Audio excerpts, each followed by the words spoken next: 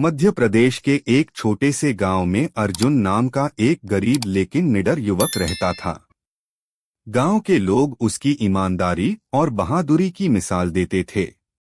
अर्जुन दिन में जंगल से लकड़ियां काटकर बेचता और उसी से अपना और अपनी बूढ़ी मां का पालन पोषण करता था। गांव के बाहर एक घना जंगल था। लोग उसे कालवन कहते थे। मान्यता थी कि उस जंगल के बीचों बीच एक ऐसा दरवाजा है जो सीधे भूतों के संसार में जाता है। जो भी वहां गया वह कभी वापस नहीं लौटा। एक दिन गांव में एक बूढ़ा साधु आया। उसने अर्जुन को देखकर कहा, बेटा, तेरी किस्मत तुझे एक ऐसे सफर पर ले जाएगी जहां इंसान जाने से डरते हैं। अगर हिम्मत रखी तो दुनिया की सबसे अनोखी मटकी तेरे हाथ लगेगी। अर्जुन मुस्कुरा दिया। उसे साधु की बात कहानी जैसी लगी। उस रात अर्जुन ने एक अजीब सपना देखा। सपने में एक चमकती हुई मटकी उसे पुकार रही थी, मुझे भूतों के संसार से मुक्त करो, मैं तुम्हारी किस्मत बदल दूंगी। सुबह उठते ही वह बेचैन हो गया। कई दिनों तक वही सपना आता रहा। आखिर एक दिन उसने फैसला किया कि वह कालवन के रहस्य का पता लगाएगा। गांव वालों ने उसे बहुत रोका।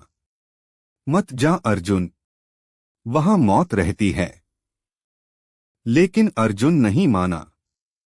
वह अपने कंधे पर कुल्हाड़ी, हाथ में लालटेन और गले में अपनी मां का दिया हुआ ताबीज पहनकर जंगल की ओर निकल पड़ा।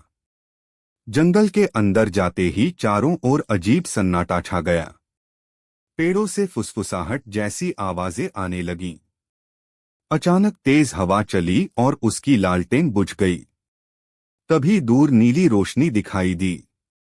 अर्जुन धीरे धीरे उस रोशनी की ओर बढ़ा। वहां उसने एक प्राचीन पत्थर का दरवाजा देखा, जिस पर अजीब निशान बने थे। दरवाजे के सामने वही साधु खड़ा था। साधु बोला, यहीं से भूतों का संसार शुरू होता है। अंदर जाना आसान है, लेकिन वापस आना बहुत कठिन। अर्जुन ने बिना डरे दरवाजा खोल दिया। दरवाजे के पीछे घना धुआं था। जैसे ही उसने अंदर कदम रखा, उसके चारों ओर की दुनिया बदल गई। आसमान काला था, पेड़ सूखे थे और हवा में रहस्यमयी आवाजें गूंज रही थीं। तभी सैकड़ों भूत उसकी ओर देखने लगे। अर्जुन ने जैसे ही चारों ओर देखा, उसका दिल तेजी से धड़कने लगा। धुंध से घिरे उस संसार में सफेद, काले और नीले प्रकाश से चमकते असंख्य भूत उसे घूर रहे थे। कुछ हवा में तैर रहे थे तो कुछ पुराने खंडहरों के ऊपर बैठे थे। अचानक एक भारी आवाज गूंजी, इंसान, हमारे संसार में आने की हिम्मत कैसे हुई? धरती कांपने लगी। सामने काले सिंहासन पर भूतों का राजा प्रकट हुआ। उसके सिर पर हड्डियों का मुकुट था और हाथ में एक चमकता हुआ दंड। अर्जुन ने डरने के बजाय हाथ जोड़कर कहा, मैं किसी को नुकसान पहुंचाने नहीं आया हूं। मुझे बार बार एक अनोखी मटकी सपने में दिखाई देती थी। उसी की तलाश मुझे यहां ले आई है। भूतों का राजा कुछ देर तक उसे देखता रहा। फिर बोला, सदियों से कोई इंसान यहां तक नहीं पहुंच पाया। जिस मटकी की तुम बात कर रहे हो वह साधारण नहीं है। उसमें इच्छाएं पूरी करने की शक्ति है, लेकिन उसका उपयोग केवल सच्चे और निस्वार्थ व्यक्ति ही कर सकते हैं।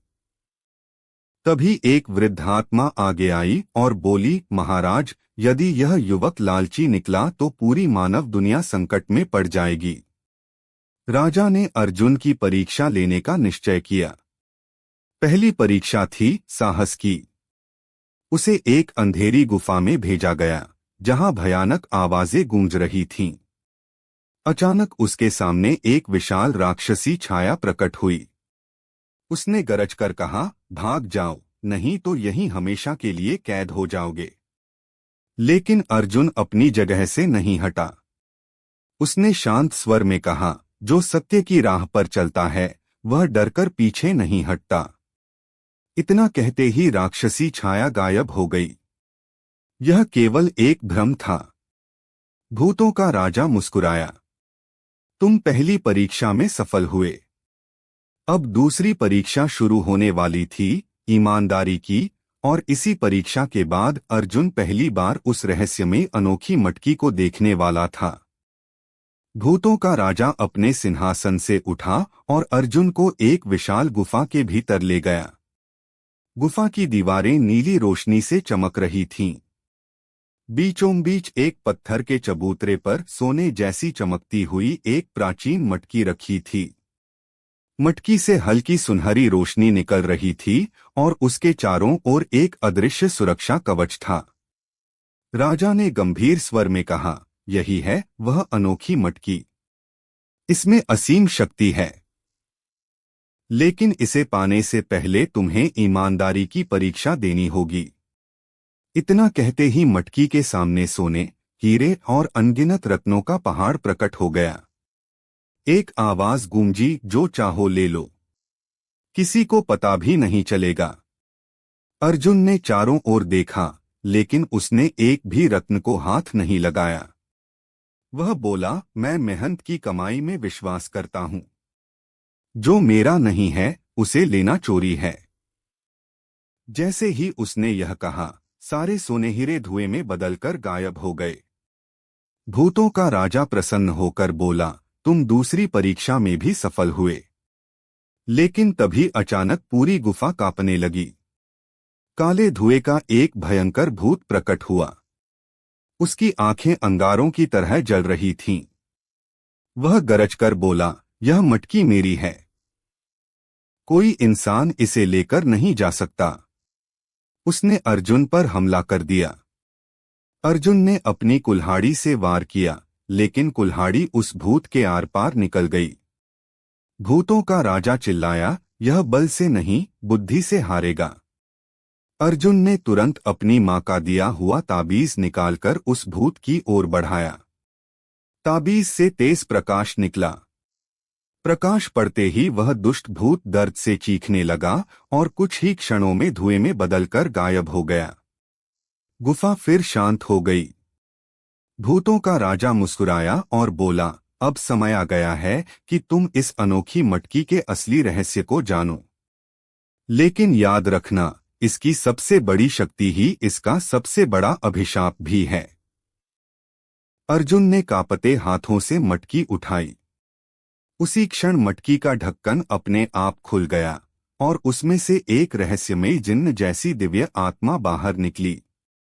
वह मुस्कुराकर बोली, मेरे नए स्वामी, तुम्हारी पहली इच्छा क्या है? रहस्यमयी आत्मा की आवाज पूरी गुफा में गूंज उठी। मेरे नए स्वामी, तुम्हारी पहली इच्छा क्या है? अर्जुन कुछ क्षण तक मौन रहा। उसने न धन मांगा, न महल और न ही राजपाट। उसने विनम्रता से कहा, यदि तुम सचमुच मेरी इच्छा पूरी कर सकती हो तो मेरे गांव से गरीबी, भूख और दुख दूर कर दो। कोई भी इंसान भूखा न सोए। यह सुनकर भूतों का राजा मुस्कुराया। उसने कहा, यही कारण है कि यह मटकी तुम्हें मिली है।